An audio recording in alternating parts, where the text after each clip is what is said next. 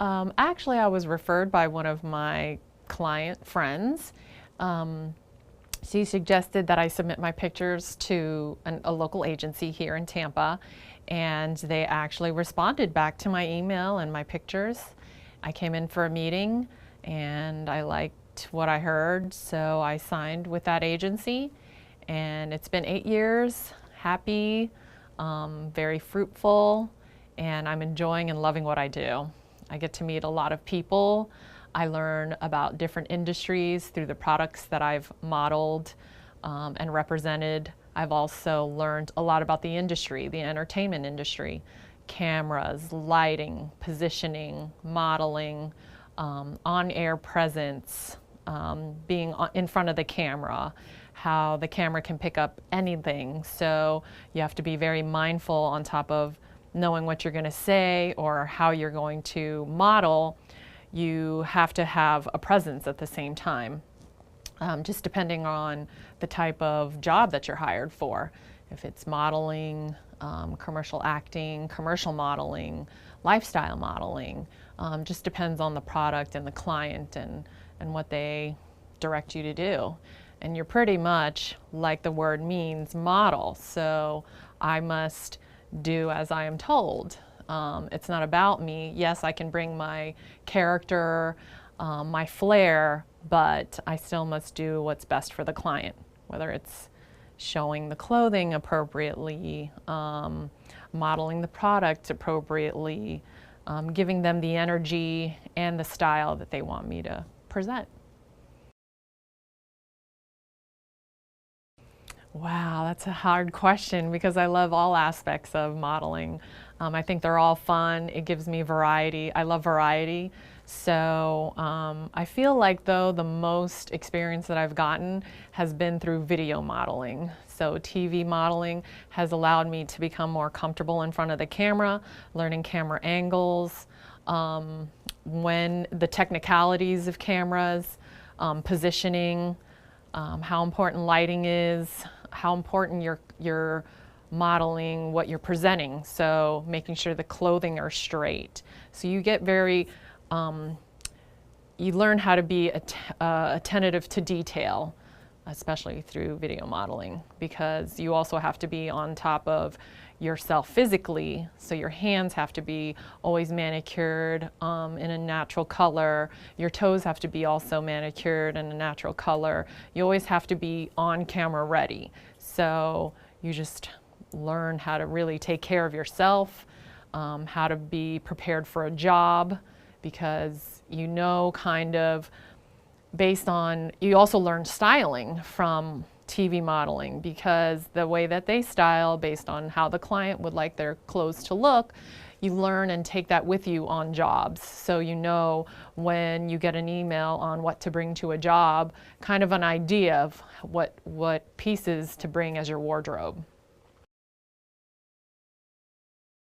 I had to model a pair of underwears, and I had to make it look uncomfortable. And I don't think I've ever had, I mean, I do on-air modeling for intimate wear, and it's just a shot, and then it's back onto whatever the show is about. But on this particular job, it's focused on my derriere and not in the best light, because you had to have the underwear looking so frumpy, and it just felt uncomfortable for me. But you got to push through that, and you got to fake it to make it and make it look good, or do whatever they need you to do, and just keep a positive attitude, a professional attitude, and in the end, the client will be happy. One of the best modeling jobs I've had was on a cruise. You know, just being at the resort, then onto the boat, and enjoying, you know, the amenities of the boat and being on my first cruise. It's really nice to get paid to vacation and work at the same time. Absolutely. Actually, I have a lot more respect for modeling and actors in the entertainment industry, because a lot of it at the beginning has to do with you being your own business person. You have to have marketing skills. You have to be professional in your demeanor, you have to come prepared, you have to get there on time. There's so many aspects. You are your own business owner and you are your own representative. So you have to come with your A game, and that's why I respect modeling and actors, is because we have to come with our own wardrobe. Sometimes we have to come with hair and makeup done. I mean, you have to know so many aspects of just normally what, if you get to a higher echelon or level of being in the entertainment industry where people are doing these things for you, at the very beginning, you have to do them all by yourself. So you have to trug your own wardrobe and makeup. You have to wake up extra early because you have to drive to the job, and the job's not going to be just 10 minutes away like your local 9 to 5, Monday through Friday. Nothing against that. You know, you do whatever you feel like is your passion, but as a model and actor, you have to be prepared the night before with all those materials. You have to be prepared with your lines. You have to drive there. And then once you're there, you have to be camera ready. So, and then go home and do it again. And it might be, and because these jobs are 24 hours, 7 days a week, you can't really get used to a certain routine as to waking up and when to go to sleep. So you have to, you know, adjust your schedule accordingly, and staying on top of that as well, because sometimes jobs overlap, so you have to do a lot of scheduling, you have to be your own planner, you have to be your own booker. So there's a lot of hats that you have to wear in modeling. There are a lot of benefits to modeling. I enjoy working with a lot of different people. There's wonderful people in the industry. They're all very talented. But the benefit that I find is that it's made me grow in self-confidence. It helps me become a better people person, so my people skills are better. I'm exposed to a lot of different experiences in modeling, so just enjoying that too has been very rewarding. My advice for anyone getting into modeling would be prepared. Be the best person you can be. I know you might hear that about every position, but especially in this industry, because you have to hold so many hats. You have to be your own accountant, booker, makeup artist, stylist. You have to be the talent.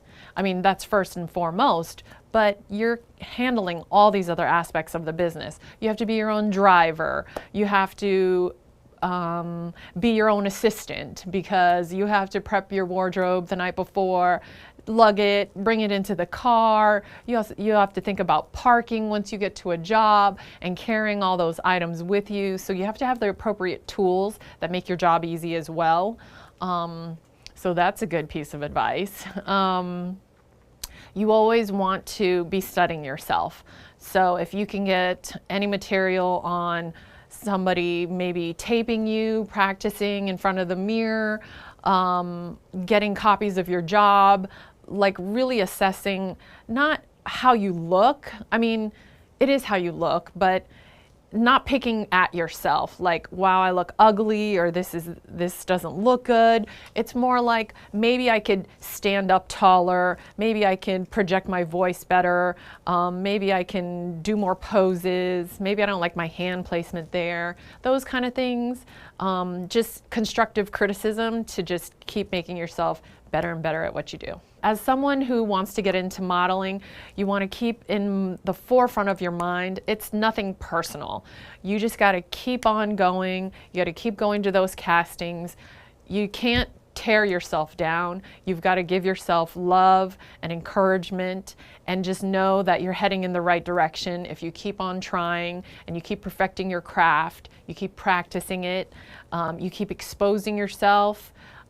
You keep learning how to hone in on your skills, your craft, and just it's not about how the public portrays modeling to be like, where you have to be thin, you have to be 6 foot tall. I'm not 6 foot tall. I'm 5'8", and I'm a size 4, and I weigh 135 pounds. That's not a normal size model. So there's different size of modeling. There's different types of modeling. So you don't ever want to tear yourself down. This industry is about confidence. This is about loving yourself, but not to the point where you're detracting from what the client wants, because it's not about you. It is about what they want you to do. But don't get yourself down. So what you've learned in this video, what Kate has instructed you, what you've learned from what she's shared with you is key and important to adding an extra.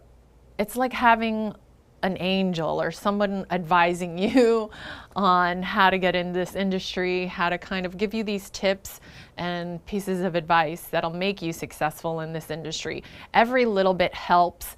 So this is very important to know, because I went into this industry with no help whatsoever.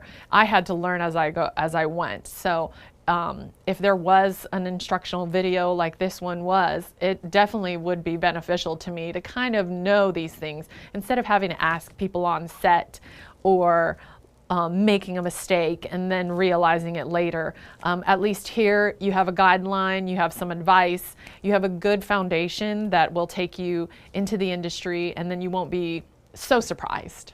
But I'm sure you'll still learn.